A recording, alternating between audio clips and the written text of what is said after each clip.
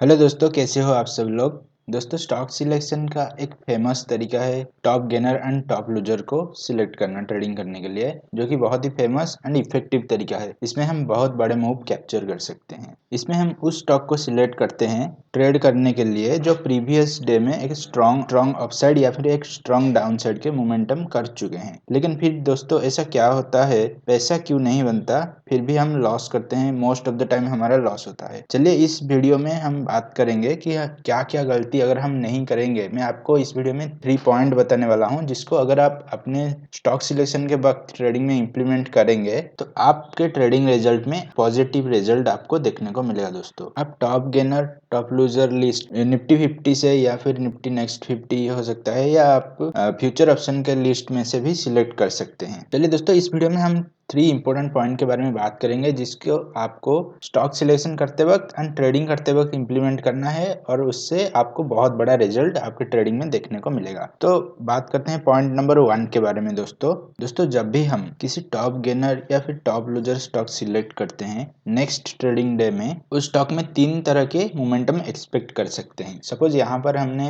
एक top gainer, ये हो गया सपोज टॉप गेनर स्टॉक, ये हो गया, या फिर टॉप लूजर स्टॉक। हम 3 तरह के मूवमेंट एक्सपेक्ट कर सकते हैं। फॉर एग्जांपल दोस्तों, सपोज हमने टॉप गेनर स्टॉक सिलेक्ट किया, उसके बाद नेक्स्ट डे में हम क्या एक्सपेक्ट कर सकते हैं। 3 तरह के रिजल्ट हम एक्सपेक्ट कर सकते हैं। 3 प्रोबेबिलिटी है कि वो स्टॉक फिर से एक अपसाइड की तरफ मोमेंटम करेगा, अपने मूव को कंटिन्यूअस रखेगा, या फिर एक छोटा सा कैंडल नेक्स्ट डे में फॉर्मेशन करेगा एंड साइडवेज रहेगा। ना ये अपसाइड की तरफ मोमेंटम करेगा ना डाउन साइड की तरफ। और उसके बाद और एक एक्सपेक्टेशन हम रख सकते हैं कि वो डाउन साइड की तरफ मोमेंटम करेगा। इसमें हमारा प्लान क्या होना चाहिए। हमने अगर टॉप गेनर को सिलेक्ट किया है तो हमारा प्लान इन तीनों में से दोस्तों हमेशा ये होना चाहिए कि हम उसके कॉन्टिन्यूअस पर ट्रेड करेंगे। हम रिवर्सल ट्रेड करने के लिए सिलेक्ट नहीं करेंगे। हम सिर्फ अगर स्टॉक कंटिन्यू करता है तब भी हम अपसाइड की तरफ ट्रेड करेंगे। दोस्तों अगर हमने एक डाउन साइड के स्टॉक सिलेक्ट किया है, टॉप लूजर को हमने सिलेक्ट किया है, हम सिर्फ क्या करेंगे कि कंटिन्यूअस पर ट्रेड करेंगे। अगर ये अपना लो ब्रेक करके कंटिन्यूअस करता है तो हम डाउन साइड के लिए ट्रेड करेंगे, साइडवेज में हम प्लान नहीं करेंगे। अब दोस्तों हम कैसे पता लगा सकते हैं कि नेक्स्ट डे ये साइडवेज होगा। वो तो ट्रेडिंग करते वक्त पता चलेगा स्टॉक के मोमेंटम में, जो कि आगे हम इसी बारे में बात करेंगे डिटेल्स में। अगर किसी दिन स्टॉक को साइडवेज होना है, मोमेंटम कर चुका है, तो ज़्यादातर केस में दोस्तों ये अपने लो ब्रेक नहीं करेगा, इसके अंदर रहेगा, या फिर आपको कोई स्ट्रॉन्ग सिग्नल नहीं मिलेगा एंट्री के लिए, जिसके बारे में हम आगे बात करेंगे। और दोस्तों हम अगर डाउन साइड के लिए स्टॉक सिलेक्ट किए हैं टॉप लूजर, उसको हम कभी भी बाय नहीं करेंगे। हम ओनली ट्रेंड के डायरेक्शन पे ट्रेड करेंगे। ये दोस्तों पहला पॉइंट आपको हमेशा याद रखना है। सिर्फ हमें कॉन्टिन्यूअस पर ट्रेड करना है।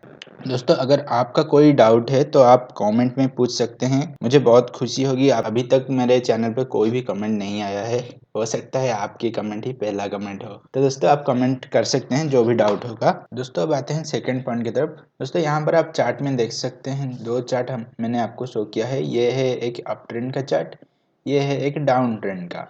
यहाँ पर प्राइस एक हायर हाई फॉर्मेशन कर रहा है, इसलिए हम इसे अप ट्रेंड बोलेंगे। यहाँ पर आप देख सकते हैं हायर हाई फॉर्मेशन हो रहा है एंड लो साइड में हायर लो का फॉर्मेशन कर रहा है प्राइस, इसलिए हम इसको अप ट्रेंड बोलेंगे। और यहाँ पर हम डाउन ट्रेंड बोलेंगे कि लोअर लो का फॉर्मेशन हो रहा है, तो ये एक डाउन ट्रेंड है। तो दोस्तों अप ट्रेंड में मेजर ट्रेंडिंग मूव किस तरफ होता है, अप साइड की तरफ होता है। प्राइस का मूवमेंट अप साइड मूवमेंट करता है अप ट्रेंड में। सेम उसी तरह दोस्तों डाउन साइड में प्राइस का मोमेंटम रहता है, मेजर ट्रेंड का मोमेंटम रहता है डाउन साइड में। अब दोस्तों ये मैं आपको क्यों बता रहा हूँ, क्योंकि यहाँ पर एक दूसरा पॉइंट की बात करते हैं। जब भी आप स्टॉक सिलेक्ट करें टॉप गेनर या फिर टॉप लूजर, तो आपको ध्यान में रखना है कि यहाँ पर देख सकते हैं मैं मेजर ट्रेंड की डायरेक्शन को ग्रीन में एंड रिट्रेसमेंट को रेड में आपको शो कर रहा हूँ इस चार्ट में। ये भी सेम है, इसको भी देख सकते हैं आप। ये आप डाउन ट्रेंड में मेजर ट्रेंड के डायरेक्शन में रखा हूँ ग्रीन में, उसके बाद रेड में होगा रिट्रेसमेंट। तो दोस्तों यहाँ पर मैं आपको ये बताने वाला हूँ, जब भी आप अप ट्रेंड में स्टॉक कोई टॉप गेनर को सिलेक्ट करें तो वो टॉप गेनर हमेशा इस मेजर ट्रेंड के मूव में होना चाहिए, मतलब ये प्राइस रेंज में होना चाहिए अप साइड की तरफ। ना कि यहाँ पर अगर आपने सिलेक्ट किया है टॉप गेनर जो कि डाउन ट्रेंड में एक रिट्रेसमेंट की तरह कैंडल फॉर्मेशन किया है, ये नहीं होना चाहिए। अगर आप टॉप गेनर सिलेक्ट कर रहे हैं तो आपको हमेशा ध्यान रखना है कि वो हमेशा मेजर ट्रेंड के मूव में होना चाहिए। ये फेज में आपको चार्ट में दिखना है, जैसे कि ये ग्रीन फेज में कैंडल का फॉर्मेशन होना चाहिए। सेम तरह दोस्तों डाउन साइड में अगर आप टॉप लूजर सिलेक्ट कर रहे हैं तो रेड कैंडल का फॉर्मेशन, यहाँ मैं ग्रीन इसलिए दिखा रहा हूँ क्योंकि ये रेंज में हमें हमेशा ट्रेड करना है, ट्रेंड के मेजर डायरेक्शन में, ये रेंज में।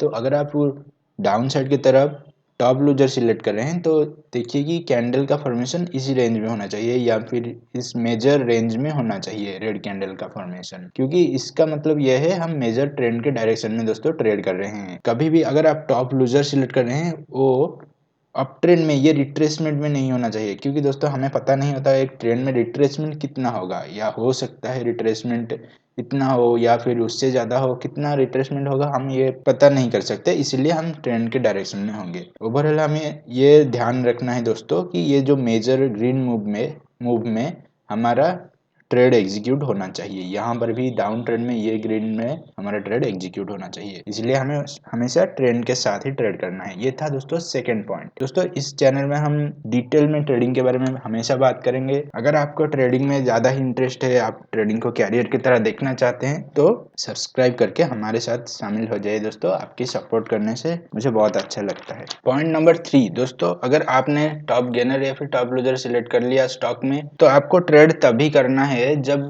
Current trading day previous day के रेंज के बाहर हो। अगर आपने टॉप गेनर सिलेक्ट किया है ट्रेड करने के लिए तो जब प्रीवियस डे के हाई ब्रेक करके कैंडल ट्रेड करना स्टार्ट कर दे तभी आपको ट्रेड के बारे में सोचना है, ट्रेड लेना है दोस्तों। इसके रेंज के अंदर कभी भी कैंडल के रेंज के अंदर अगर है हाई ब्रेक नहीं हुआ है तो आपको ट्रेड नहीं लेना है। और सेम दोस्तों अगर डाउन साइड के लिए आपने टॉप लूजर सिलेक्ट किया है उसमें भी आपको वेट करना है कि अगर लो ब्रेक हो सकता है उसके बाद आपको ट्रेड करना है। जब तक लो ब्रेक नहीं होगा आपको इसके रेंज के अंदर ट्रेड नहीं करना है। ज़्यादातर ऐसा होता है इसके रेंज के अंदर ये साइडवेज होता है, मोमेंटम नहीं मिलेगा दोस्तों। ये दोस्तों मैंने कहा ब्रेक होते ही ट्रेड नहीं लेना है, आपको एंट्री सिग्नल का यूज़ करना है। ये आपका ट्रेंड लाइन हो सकता है, कोई इंडिकेटर हो सकता है, या फिर आपके अनुसार इनसाइड बार हो सकता है। किसी भी सिग्नल को, एंट्री सिग्नल को यूज़ करके आप ट्रेड कर सकते हैं। सिग्नल के बारे में भी आगे हम वीडियो बनाएंगे कि कैसे, इसमें तो हमने सीख लिया कैसे स्टॉक सिलेक्ट करना है, कब ट्रेड करना है, एंट्री कब करना है, इसके बारे में हम आगे वीडियो बनाएंगे दोस्तों। तो दोस्तों ये 3 पॉइंट को ध्यान में रखिए एंड इसको ट्रेड में इंप्लीमेंट कीजिए, थोड़ा थोड़ा सीखते रहिए, अपने ट्रेड को और इम्प्रूवमेंट करते रहिए दोस्तों। आगे भी दोस्तों ऐसे ही इंपॉर्टेंट टॉपिक पर बात करेंगे। इस वीडियो में इतना ही। वीडियो देखने के लिए आप सबका बहुत बहुत शुक्रिया। Thank you so much for watching this video.